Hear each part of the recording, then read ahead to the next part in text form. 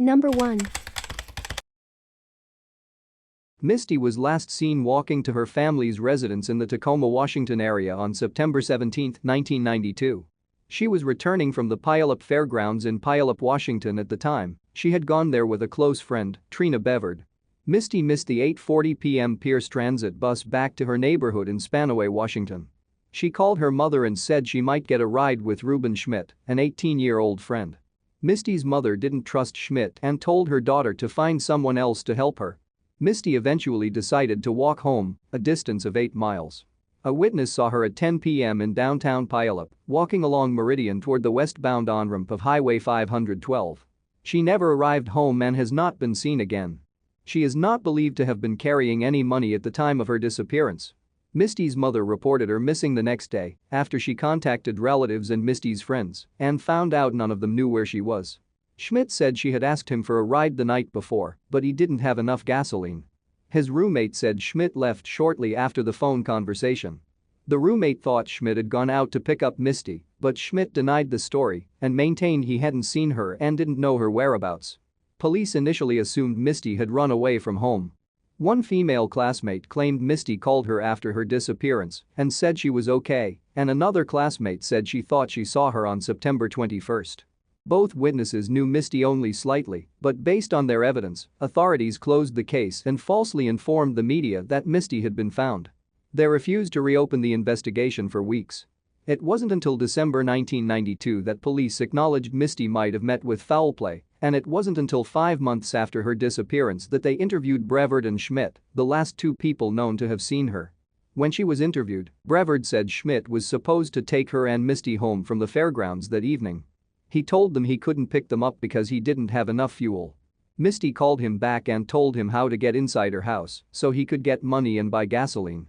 Schmidt still refused to come, however, saying he didn't even have enough gas to get to Misty's house, which was 6 miles from his own home. After that, Brevard said, the girls decided that she would walk home and Misty would take the bus. Brevard stated she and Misty parted ways at approximately 8:45 p.m. Police later discovered Brevard had lied about part of her story. She hadn't walked home, her 23-year-old boyfriend, Michael J. Reiner, had picked her up. He had no criminal history as an adult, but at 16 he was accused of abducting and raping an 11-year-old girl at knife point. No charges were filed in that case.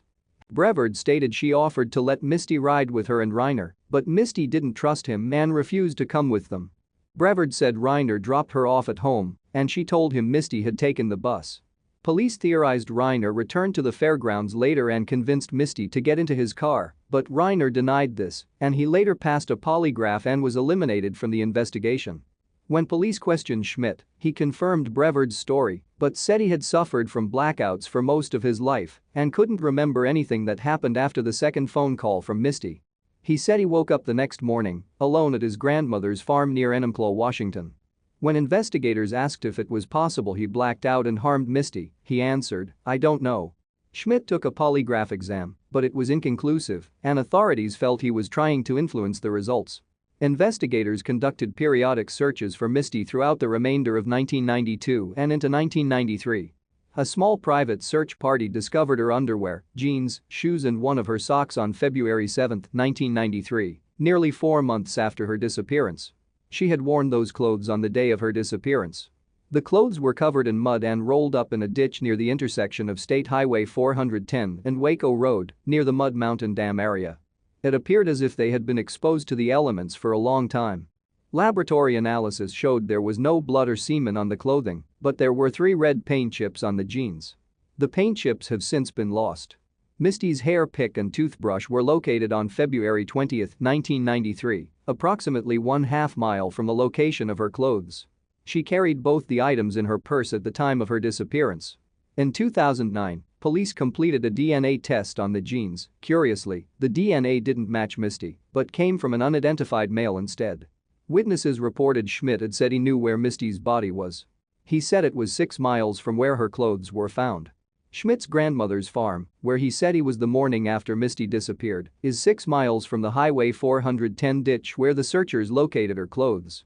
Schmidt admitted to making the statements but said they were untrue and he'd made them up to get people off his back. He agreed to take a second polygraph and this time he passed. Authorities continued to view Schmidt as a person of interest in Misty's case, however. In 1996, one of her friends accused him of rape, but after 2 weeks she refused to press charges. He was convicted of theft in 2000, and his wife got a domestic violence protection order against him in 2006, saying he'd threatened to kill her and burn down her house. An area man, Corey Bober, was very interested in the Green River Killer, a serial murderer responsible for the murders of numerous girls and women, many of them prostitutes, in King County, Washington in the 1980s. He had a suspect in mind and persistently pursued law enforcement with his ideas. The suspect was later charged with child rape, but he was not the Green River Killer. Gary Leon Ridgway pleaded guilty to the 48 Green River killings in 2003. Bober believed the still unsolved murders of Kimberly Dellinge, 15, and Anna Chebetnoy, 14, were connected to the Green River case.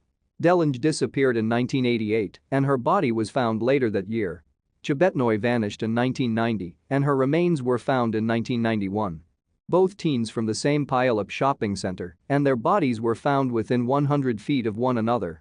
Because those girls were killed 2 years and 1 month apart, Bober suggested another victim would be murdered 2 years and 1 month after Chebetnoy, and Misty did disappear at that time. Bober got in touch with Misty's mother shortly after her disappearance and told her his theory.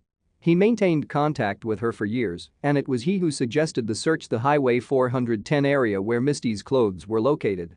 This location is only about a 10-minute walk from where Dellinge and Chebetnoy's bodies were found.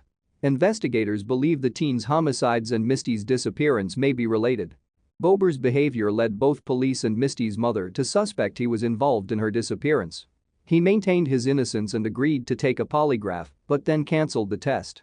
He has no criminal history of violence or sex offenses, but he did serve time in prison on drug charges after Misty went missing. He isn't considered a serious suspect in Misty's case, as he has a partial alibi for the night she went missing, he is agoraphobic, and he has never held a driver's license. He continues to advocate for a resolution in Misty's disappearance. There has been no trace of Misty since her belongings were located, although an unconfirmed report did place her somewhere in northern Minnesota shortly after her disappearance. She was an excellent student in 1992 and played softball, basketball and volleyball. She didn't drink or use drugs, wasn't sexually active, wasn't having problems at home, and had no history of runaway behavior. Her parents divorced shortly after she was born and she lived with her mother in 1992. Both her parents passed polygraphs and are not considered suspects in her case. Misty is described as a conscientious and level-headed but naive teenager. Her mother and the police believe she met with foul play, possibly at the hands of a serial killer. In May 2000, the Pierce County Medical Examiner's Office issued a death certificate for her, though her remains have not been found. Misty's case remains unsolved. Number 2. Emmetta was last seen in Fairfield, Alabama on August 1, 1980. On the day of her disappearance, she had plans to go out with her estranged husband, Leroy, and buy shoes for their baby daughter. Emmetta made plans to shop with her mother and sister the next day. When Emmetta's sister drove to her home the next day, Emmetta's car was in the driveway and her infant daughter was naked and crying, alone, on the floor inside. Nearby was an empty bottle and a dirty diaper. Emmetta's keys and a bedspread were missing from the home, and Emmetta's sister smelled a chemical odor which she thought might be ether. The carpet had fresh stains, but police said the stains weren't blood. The house was locked. The front door had to be locked with a key both inside and out. When questioned about Emmetta's disappearance, Leroy said he'd picked her and the baby up at 6:30 p.m. and taken them to the Roebuck shopping center. They went to Brookwood Village and bought shoes, then had a hamburger on the Green Springs Highway. Leroy said they then returned to Emmetta's home in Fairfield and he stayed for 20 to 30 minutes before leaving. He said they didn't argue, and Emmetta told him she was going to have dinner with Warren King, her first husband. When police talked to King, he said he and Emmetta did have dinner plans, but she never showed up. He said he kept calling her throughout the night but was unable to reach her and gave up by 6:30 a.m. King was shot to death in 1994. At the time of his murder, he was under indictment in a trial rigging conspiracy. Police stated he wasn't a suspect in Emmetta's case. Emmetta worked as a secretary for Alabama Power at the time of her disappearance. Her case remains unsolved. Number 3. Elijah was last seen in Woodland, California on November 4, 2016, the day after his 17th birthday. He attended school that day, then cashed a check at California Check Cashing in the 100 block of Main Street. He has never been heard from again. His mother reported him missing on November 6. A text message sent from Elijah's cellular phone to a friend that same day said Elijah was en route to the San Francisco Bay Area. Elijah and his close friend Enrique Arios both attended Cesar Chavez Community School in Woodland. They attended classes in the morning and worked for the Northern California Construction Training Program at the Yolo County Fairgrounds in the afternoon, earning money while learning carpentry skills. Enrique went missing from his Esparto, California home 3 weeks before Elijah also disappeared. The two boys had other things in common. Both of them were on probation for being involved in the same fight. For the first few weeks, for lack of any evidence to the contrary, Enrique's case was treated as a runaway by authorities. It wasn't until after Elijah also disappeared that police began to look into other theories to explain what happened. Elijah's family stated he was happy with his life and close to his mother and older brother, and that he was looking forward to attending college and possibly getting a degree in construction management. Although Enrique had run away from home before for a couple of days at a time, Elijah had no history as a runaway. Investigators and the Moore and Rios families believe the two boys' disappearances are related. Although many agencies continue to classify them as runaways, Enrique and Elijah are considered missing under suspicious circumstances. Their cases remain unsolved. Number 4. Michael was last seen in Deltona, Florida on October 22, 2013. He disappeared with his sister, Thalia Otto, and their mother, Eugenia Suarez. They lived in the 300 block of Covent Gardens Place with Eugenia's husband, Luis Toledo, who is the children's stepfather. The couple's marriage was troubled. Eugenia was having an affair with a co-worker at her job, American Canine Detection Services in Lake Mary, and her father said she and Toledo were always fighting. On the afternoon of October 22, Toledo showed up at his wife's workplace, argued with her about the affair, slapped her, then fled the scene before police arrived. He later called his mother-in-law, crying, begging her to convince Eugenia not to press charges against him. After work, Eugenia joined Michael and Thalia at her mother's house. Toledo called the house again and warned that something would happen if she tried to get an injunction against him. Eugenia left the house to get the injunction, then changed her mind and returned without it, telling her mother it would make things worse. Toledo came to the house and spoke to Eugenia and her mother, complaining about the state of the marriage, then left again. Eugenia initially planned to spend the night there with Michael and Thalia so Toledo could cool off, but at 8 p.m. she changed her mind and decided to take the children home. Eugenia sent texts to her boyfriend throughout the day on October 22. Late that night he called her to find out what the matter was. He stated Eugenia sounded stressed during the conversation and her voice was slurred, although he didn't know whether she was drunk. They spoke for about 5 minutes. This is the last time anyone heard from Eugenia. She usually called her mother each morning between 8:30 and 9 a.m. When she didn't do so the next morning, her mother became worried. By 10 a.m. she had called the police and asked them to check on the family's welfare. When authorities arrived at Eugenia and Toledo's house, they found it empty. Eugenia owned 2 vehicles, one was left in the driveway of her home, another was found in the parking lot of a Publix store in Lake Mary, Florida, the same day the family was reported missing. On October 24, police announced that Eugenia and her children were dead and named Toledo as the prime suspect. A photo of Toledo is posted with this case summary.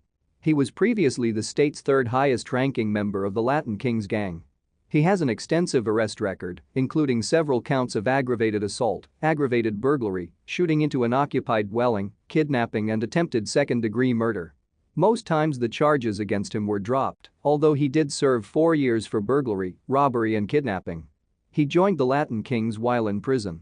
Later he testified in court against another Latin Kings member and admitted to committing numerous acts of extreme violence in the service of the gang. Following the disappearance of the family, Toledo was arrested on domestic battery charges relating to the incident at Eugenia's workplace. A few days after his arrest, he attempted suicide in jail.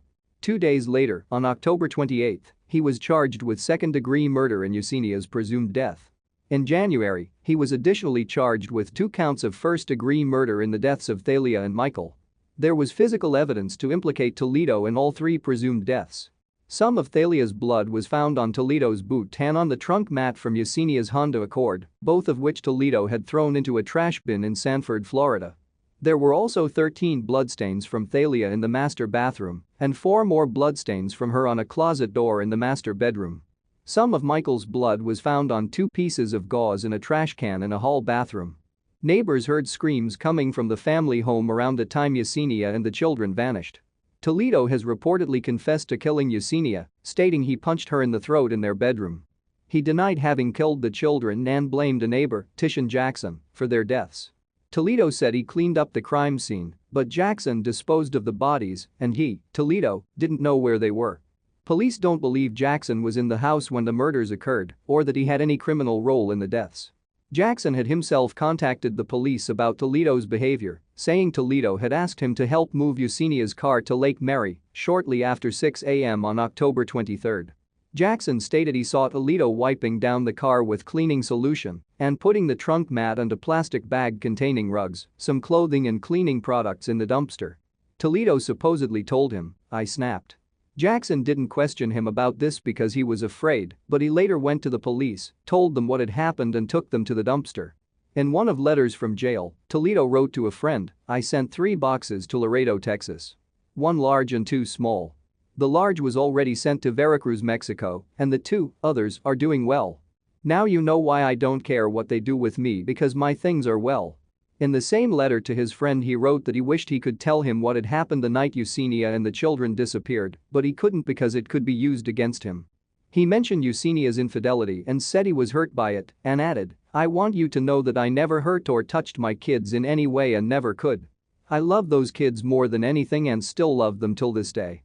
At his trial in October 2017, after 8 hours of deliberation, a jury convicted Toledo of second-degree murder in Yesenia's case and first-degree murder in Thalia and Michael's deaths. He was sentenced to life in prison. Investigators don't believe anyone else was involved in the murders and noted that the Latin kings do not sanction the killing of children, although they do condone the murder of unfaithful wives and girlfriends. Extensive searches in many places in the Deltona area have turned up no sign of Yesenia, Michael or Thalia, but foul play is suspected in their disappearances due to the circumstances involved. Number 5. Christy and her husband of 3 years, Mark Nichols, left their 2 children with a babysitter and went to a bar in Gothenburg, Nebraska, on the evening of December 10, 1987. After midnight on December 11, Mark came home and paid the babysitter in cash. Usually, it was Christy who paid the sitter, and she did it with a check. The babysitter later stated she did not believe Christy came home with her husband, but Mark said Christy was there and the babysitter simply never saw her. Mark reported Christy missing later that day. He said they argued until 2 a.m. when he went to sleep. At 7 a.m., the children woke up Mark and he realized Christy was missing. At 9:30 a.m., Christy's mother called and Mark lied, saying Christy was asleep in bed. He later said he did this so her mother would not worry about her. Later that morning, he took his children to Christy's grandmother's home and asked her to babysit them while he searched for his wife. He said he spent 2 hours driving around in the area looking for her but never saw her. Nobody in town reported having seen him do this, however. Mark moved out of the house the day after his wife's disappearance, and a few days after that, he packed up all their belongings and sold both the family's vehicles. Christy has never been heard from again. Mark said she took a suitcase and her purse with her and was able to describe the contents exactly. The suitcase contained jeans, a sweatshirt, a bra and jacket, and the purse held a hairbrush, a pen, a lighter, a matchbook, lipstick, Neutrogena cream, a nail file, a mirror and 1 piece of gum. Both the suitcase and the purse, with everything still inside, were found at an Interstate 80 rest stop near Maxwell, Nebraska in March 1988. Authorities stated it looked as if whoever placed them there had wanted them to be found. Christy left behind all her other belongings, including her diamond jewelry and driver's license, and she never picked up her last paycheck from the bar where she worked part-time. Mark and Christy were having marital problems in 1987, and Mark was allegedly physically abusing her and monitoring her phone calls. Christy once had to go to the hospital emergency room for injuries allegedly caused by Mark. She went to see an abuse counselor, and Mark was angry when he found out and made her promise not to go again, but she went again anyway. 2 days before she disappeared, Christy met with a divorce attorney. The attorney stated Christy was extremely stressed and appeared to have been beaten. She told him she wanted a divorce and custody of her children. The attorney advised her not to return to the home she shared with Mark, but she refused. She made another appointment to see him, but disappeared before she could keep it. When interviewed about Christy's disappearance by reporters for the Unsolved Mysteries television show in 1989, Mark said the only time one of their arguments escalated into violence was when Christy had hit and kicked him and burned his neck with a cigarette after he asked her to stay home one night and he tossed her on the water in self-defense and accidentally injured her in the process. In 1990, Mark filed for divorce from Christy on grounds of desertion. He said she had left of her own accord, abandoning him and their son and daughter. Authorities believe she was seeing another man at the time of her disappearance. After she went missing, a note from Christy, addressed to the other man, was found in the Nicholses' car. Christy wrote she would be leaving after Christmas but promised to contact the man within a few months. Investigators interviewed the man, and he has been ruled out as a suspect in Christy's case. Mark took a polygraph about her disappearance in 1987, but the results were inconclusive. He now lives in Arkansas with his third wife. Foul play is suspected in Christy's disappearance, and it is classified as a homicide.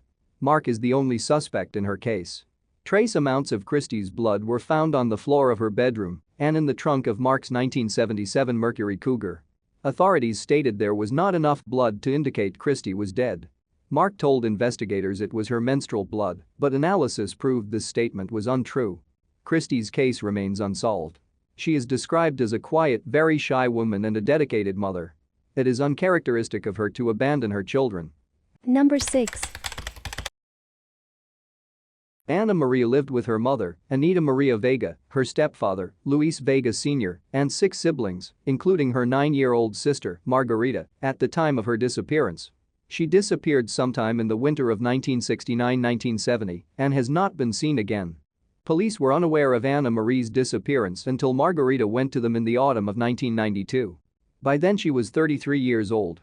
Margarita stated her mother had severely beaten Ana Marie, deprived her of food, forced her to take a bath in cold water, and held her head under the water until she drowned. Several hours later, Anita wrapped Ana Marie's naked body in an army blanket and put it in a cardboard box from the turkey farm where Luis worked. Luis took the box away after he came home from work. Margarita overheard him telling Anita he buried Ana Marie's body near the railroad trestles in Frankfurt, which are known as the viaducts. In 1985, Anita showed Margarita a sack of dirt and bones and said they were Ana Marie's remains. Several months later, Margarita asked her mother what she'd done with the sack, and Anita said she'd buried it at a fresh grave in the Bunnell Cemetery. Margarita told police she hadn't come forward before because her mother had threatened to kill her.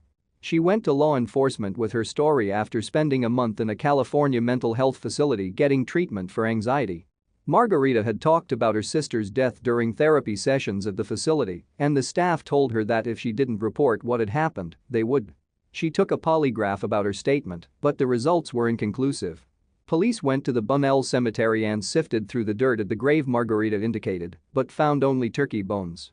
When police investigated Margarita's claims, they could find very little evidence for Ana Marie's existence, only her birth certificate and a single photograph of her.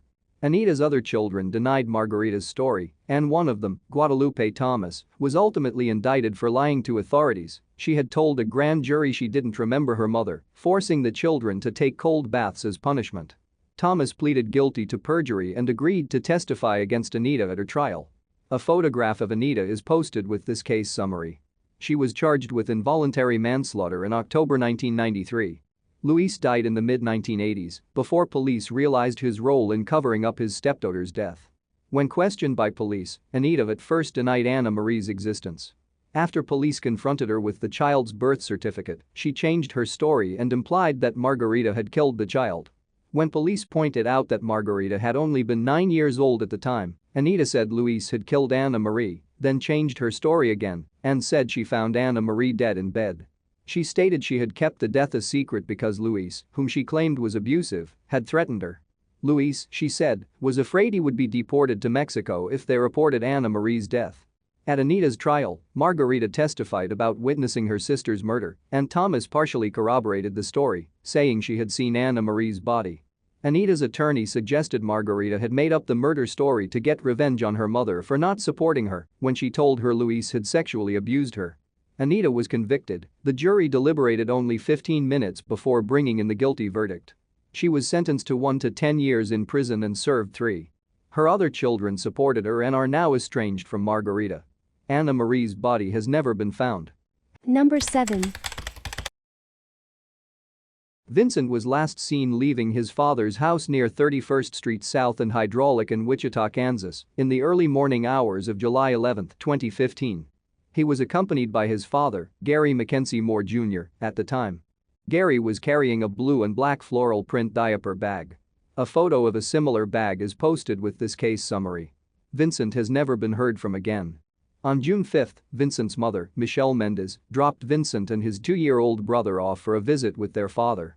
Gary took both children to Texas sometime in mid to late June, and they stayed there until July 9, then returned to Wichita. During this time, Mendez made repeated attempts to get in touch with Gary and see the children, but she was unable to reach them, so at the end of the month she notified police. Gary was arrested at a traffic stop in Wichita on July 29, 18 days after Vincent was last seen. He had Vincent's brother with him, but not Vincent. Gary claimed he gave Vincent back to Mendez, but Mendez says he did not, and she doesn't know her infant son's whereabouts. She passed a polygraph in the case. A photo of Gary is posted with this case summary. In 2014, he had been sentenced to probation for misdemeanor battery on Vincent's mother. He was ordered to pay court costs, report to a probation officer, wear a GPS tracking device on his ankle, and have no contact with Mendez. In August 2015, Moore was sentenced to a year in jail for violating his probation. He had failed to pay his court costs, he cut off his tracking device before he traveled to Texas, and he had also married Mendez in February 2015, in violation of the no-contact order. In May 2016, he pleaded guilty to tampering with electronic monitoring equipment and was sentenced to additional time in prison. According to court documents, Mendez was concerned for the safety of their children when they were in Gary's care. She filed for a protective order on June 18, 2 weeks after she last saw the boys. In her application she wrote that Gary had never intentionally hurt Vincent and his brother, but stated Gary was rougher than he intends to be and that he tried to use the children to control her. She said she thought it was only a matter of time before he hurt them. In August 2015, Kansas Department of Child Protective Services, DCF, removed Vincent's brother from Mendez's custody and placed him in foster care. At a Child in Need of Care (CINC) hearing held in October, DCF officials said there was clear and convincing evidence that Vincent is deceased. Vincent's relatives have criticized the police investigation, saying they don't think authorities are trying hard enough to find Vincent. No one has faced any charges in connection with his disappearance, it remains unsolved.